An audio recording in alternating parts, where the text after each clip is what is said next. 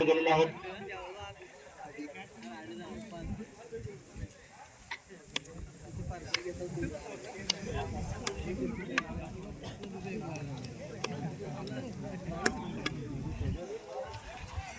अमित आणि सुमित अशी मैदानामध्ये जोडी जायचं नाही आहे.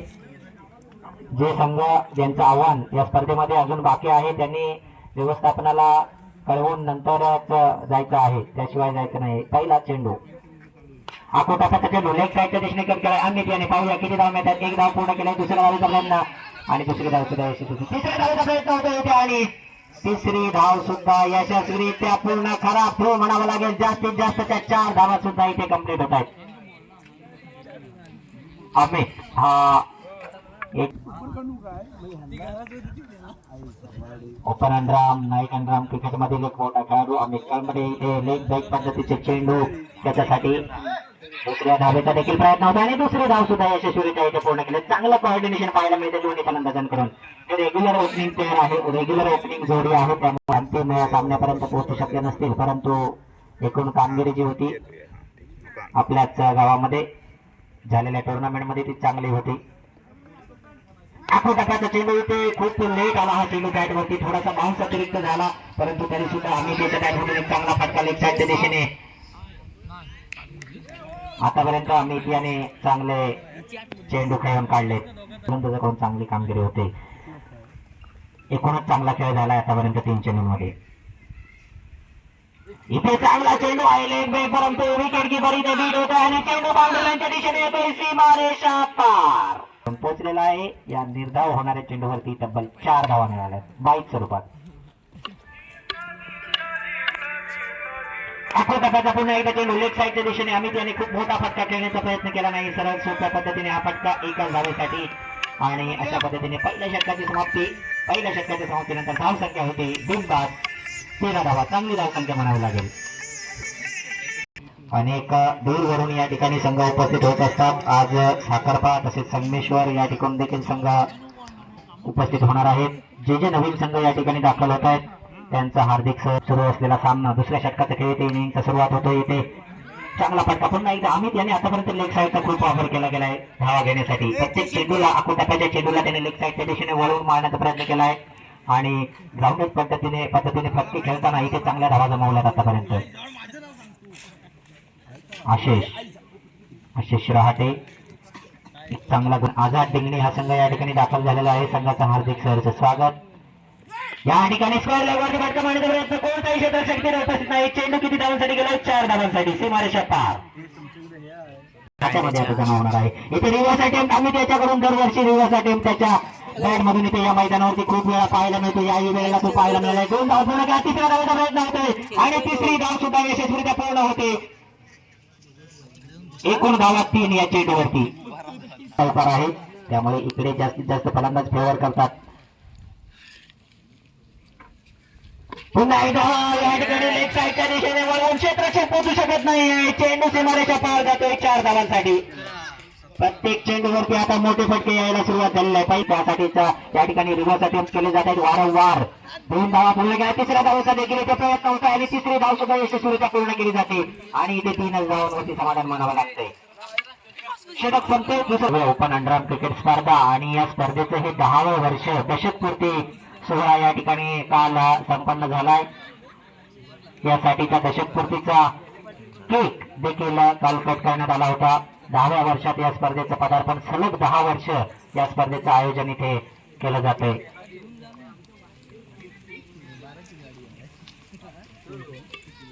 फुल टॉस आणि यावेळेला बॅट आणि बॉलचा चांगला जरी संपर्क झाला नसला तरी चेंडू कव्हरच्या दिशेने गेलाय. तिथे क्षेत्ररक्षक उपस्थित फील्ड होतोय आणि 2 धावांवरती समाधान मानावं लागतंय. झेडपीएलचे फॉर्म वारंवार पुन्हा एकदा सर्व धडेवाडीतील खेळाडूंना सूचना आहे. झेडपीएलचे फॉर्म या ठिकाणी दाखल झालेले आहेत. आपण 50 रुपये शुल्क भरून झेडपीएलचे अर्ज या ठिकाणावरून घ्यायचे आहेत. झेडपीएल 26 जानेवारी या दिवशी होणार आहे. 22 डिसेंबर पूर्वी झेडपीएलचे अर्ज आपण पूर्ण करून व्यवस्थापनाकडे द्यायचे आहेत. ज्याचं आयोजन केलंय. दरम्यान या ठिकाणी रिव्हर्स अटेम्प्टच्या नादामध्ये ते त्रिफळाचे धरून तंबूत करत होते सुमित. प्रीमियर लीग जी वेगळ्या ग्राउंडवरती होईल. त्याच पद्धतीने डिसेंबर महिन्यामध्ये दिनांक 21, 22, 23 मध्ये जाकादेवी मागे गणेशोत्सव मंडळ झरेवाडीच्या वतीने या ठिकाणी याच क्रीडा प्रकारामध्ये आयोजन केलं गेलेलं आहे. भव्य ओपन अंडरआर्म क्रिकेट स्पर्धेचं आयोजन. इथे प्रज्वल हबी याच्याकडून हा फटका एका डावीसाठी. मोठा फटका आतापर्यंत मध्ये अजून त्या पद्धतीची फटकेबाजी पाहायला मिळाली नाही. दरम्यान तिसऱ्या षटकाचा खेळ इथे सुरू असताना आता थोडीशी धावगती वाढवावी लागेल. अमित याने समोरच्या दिशेने एक स्टेप पुढे टाकून हा फटका कव्हरच्या दिशेने गेलाय. पाहूया की धावा 2 धावांवरती समाधान मानावं लागतंय. आतापर्यंत गोलंदाजाकडून जी चांगली कामगिरी झाली ती म्हणजे ही की त्यांनी जास्तीत जास्त अतिरिक्त धावांचा इथे कोणत्याही अतिरिक्त धावा समोरच्या संघाला दिलेल्या नाहीये. प्रत्येक चेंडू हा लिगल चेंडू टाकण्याचा प्रयत्न केला आहे आणि अशामध्ये आता थोडसा जी धावगती आहे ती वाढवण्याची गरज आहे.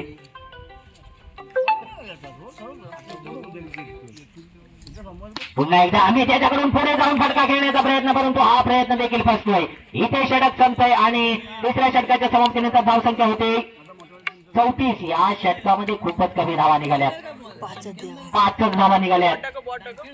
तर या षटकाचा खूप मोठा इम्पॅक्ट पडू शकतो या सामन्यावरती. तर राजकीय क्षेत्रातील पुढारी पदाधिकारी,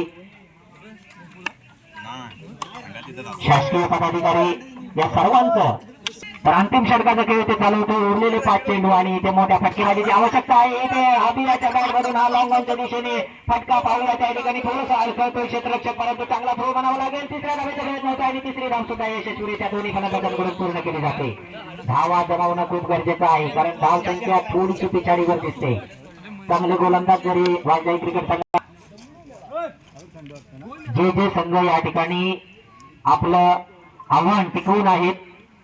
इथे रिव्हर्स अटेम्प्ट घेतोय अमित याच्याकडून, परंतु रिव्हर्स अटेम्प्ट वरती पुन्हा एकदा फसतोय अमित. चेंडू निर्धाव जातोय. अमित याच्या बॅट मधून आता मोठे फटके येताना दिसत नाहीये, परंतु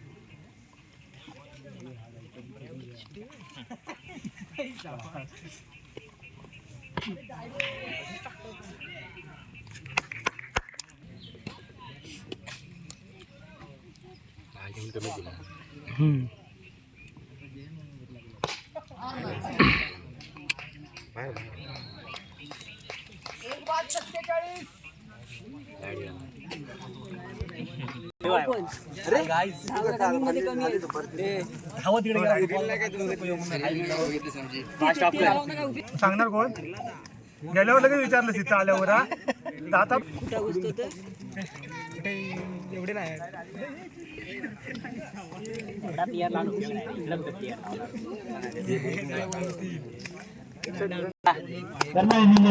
प्रज्वल आहे पंचांच्या बाजूने चेंडू टोलवला आणि किती धाव घेणं 2 फलंदाज कशी त्याचा चांगली रनिंग बिटवीन विकेट आहे. अरे यार जर कालपासूनच्या मॅचेसचा जर विचार केला तर करणं खूप कठीण होऊन जातोय. 48 धावांचं आव्हान असताना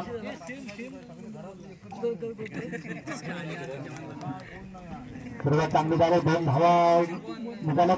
जर सरासरीचा विचार केला गेला तर 12च्या सरासरीने धावसंख्या जमावली लागेल. ग्राउंडचा विचार करायला गेला तर 12 धावसंख्या एका षटकांमध्ये जमा करणं तितकीशी कठीण गोष्ट नाही आहे. अक्षरच्या दिशेने चेंडू टोलवला, चांगला चेंडू आहे, स्वरूप आहे, चेंडू चांगला खेळ केला जातोय. गोलंदाजी चांगले आहे, मोठ्या फटक्यांची सुद्धा आवश्यकता एखादा चान्स घ्यावा लागेल षटकांमध्ये, कारण जर मागच्या मॅचचा विचार करायला जातो 41 धावांचं आव्हान असताना पण सामना एकदा शेवटच्या चेंडूपर्यंत गेला होता. सुरुवात चांगला फटका आहे, अक्षरच्या दिशेने चांगला फील्ड केला जातो स्वरूपाच्याकडे, चांगला थ्रो, तितकं चांगलं बॅकअप आणि 2 धावांची धावसंख्या झाली 6.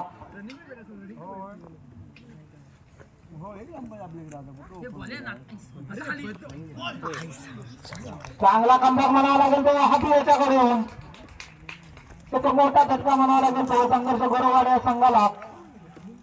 6 धाव पहिला धक्का बसला.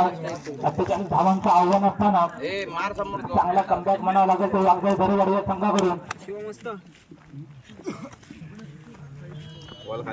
दुपारच्या सत्र काल संध्याकाळच्या सत्राचा जर विचार करायला गेला तर चांगला एक भराडी नागलेवाडी संघाने 90 धावापर्यंत मध्यम मारले होते.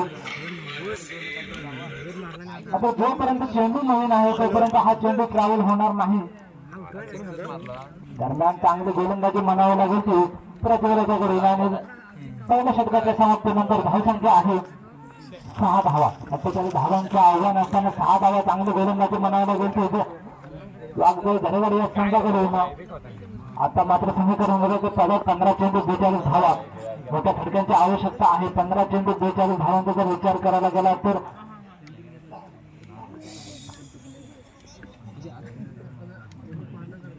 मोठे फटके हे नक्कीच खेळावे लागतील. पहिल्याच षटकांमध्ये दर्शनाखाली जाणवते गोरेवाडे हा संघ.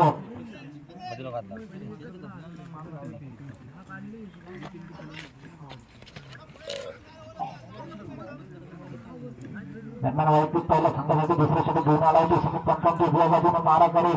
मोठ्या फटक्यांची आवश्यकता आहे. जर या धावांचा डोंगर पार करायचा झाला तर पाहूया कोणती रणनीती आखली जाते ते गोरेवाडे संघाकडून. पहिला चेंडू दरम्यान हा चेंडू हा दिशांतर वाईच्या स्वरूपात एक धावामध्ये समाधान एक धावण्याची संघाच्या त्यामध्ये भर पडली जाते. हाही चेंडू वाईट आहे. थोडस दडपण जाणवते समी त्याच्यावरती. लेक्साच्या दिशेला टार्गेट केलं जाऊ शकतं. मोठ्या फटक्यांची आवश्यकता आहे. या ठिकाणी धावांचं आव्हान असताना सुरुवात मात्र वाघजाई गोरेवाडे संघासाठी चांगली झाली.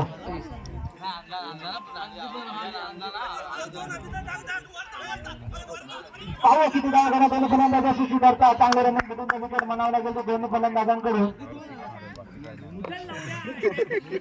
गोलंदाजी मात्र चांगले होते.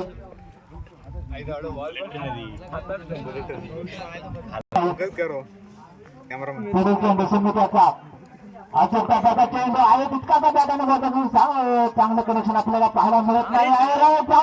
चान्स आहे. पाहूया एखादा जरी खेळाडू असला तर एखादा तरी चान्स घ्यावा लागेल या षटकामध्ये. यावेळी चेंडू आहे. वन बाय चेंडू सुरू केला जातो आणि तिसरा धावाचा सुद्धा प्रयत्न आहे. 3 धावा घेणे दोन्ही फलंदाजाशी सुधारले.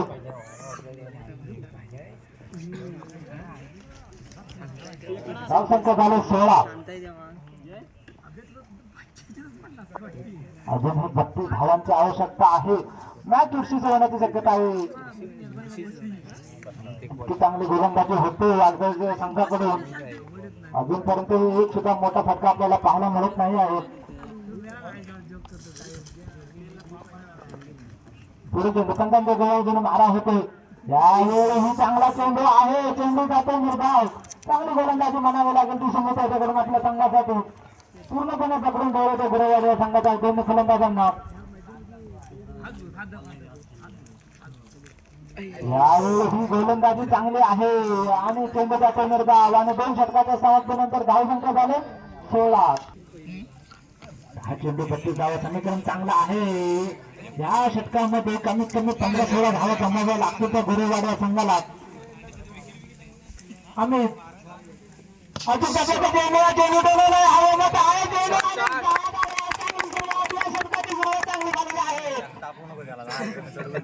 सुंदर फटका म्हणावा लागेल. 4 फटक्याची आवश्यकता होती. तो फटका मात्र पहिल्या चेंडूवरती निघाला. दडपणाखाली जाणवतो. आता मात्र आम्ही अनुभव खूप आहे. आम्ही त्याच्याकडे पाहूया अनुभवाचा काय फायदा घेतो. यावेळी चेंडू पाहूया चांगले रनिंग म्हणाले तिसरा धावाचा प्रयत्न आहे. काय होतं आतापर्यंत 2 चेंडू झाले तर 2 चेंडूवरती 9 धावा. संघ पहिली फलंदाजी करतात तो संघ इथे मात्र विजयी होताना दिसत होते. यावेळेला चेंडू चांगला आहे, निर्धाव चेंडू निघतोय, मोठ्या फटक्याचा आवश्यकता करावी, कुठेतरी चान्स घ्यावा लागेल.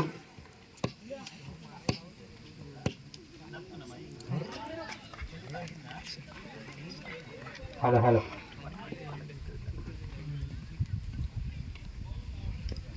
चांगला सामना सुरू आहे इथे. वाघजाई जरीवाडी विरुद्ध संघर्ष गुरवाडी. हा चेंडू चांगलाच ऑफ द साईडला कव्हरच्या दिशेने कट केलाय. स्वरूप कंपनी तिथे थोडासा बंबल होते. तिसऱ्या धावेची चेष्टा केली जाते आणि तिसरी धाव सुद्धा यशस्वीरित्या पूर्ण केली जाते. जर पहिल्या 2 चेंडूंचा विचार करायला गेला तर ते 2 चेंडूवरती 9 धावा निघाल्या होत्या. मात्र त्याच्यानंतर आम्ही त्याचा चांगला अंतिम षटकाचा इथे खेळ सुरू होतोय. 5 चेंडूंमध्ये 20 धावांची गरज. समीर याच्याकडे अनुभव आहे, परंतु फलंदाज मोठा फटका आणि बाउंड्री लाईन वरती सीमारेषावरती हा एक दडपण मध्ये खेळण्याची सुरुवात झाली. त्यावेळेचा एक आघाडीचा गोलंदाज, परंतु आता फार टुर्नामेंट मध्ये तो खेळत नाही, त्यामुळे गोलंदाजी कितपत त्याच्याकडे अजून ती आहे हे देखील बघणं योग्य उत्सुकतेचं असणार आहे. परंतु पहिल्या चेंडूवरती विकेट मिळवलेली आहे. इथे मोठा फटका येतोय, हा देखील झेल होऊ शकतो. झेल खाली, परंतु आता मात्र त्यांचं क्रिकेट मधलं योगदान काहीच कमी होताना दिसतंय. पूर्वी ते ओपन करायचे संघासाठी आणि इथे झेल देखील सुटतोय त्यांच्याकडून. जास्तीत जास्तच्या 4 धावा जरी कंप्लीट होऊ शकल्या नसत्या तरी 3 धावा दोन्ही फलंदाजांनी कंप्लीट केल्या. जर औदंबरच्या फिल्डिंगची आणि 17 धावा शिल्लक आहेत. 3 चेंडूंवरती 17 धावा जर जमवायच्या आहेत. लिगल 3 चेंडूंचा आपण विचार केला तर 3ही चेंडू कंपल्सरी चेसचा नियम असताना 3ही चेंडू सीमारेषा पार मारावे लागतील, षटकार मारावे लागतील. चेंडू मिस होतोय आणि काहीशी आता औपचारिकता शिल्लक राहिलेली दिसते. जर लिगल दोन्ही चेंडू असतील तर 2 चेंडू आणि 17 धावा.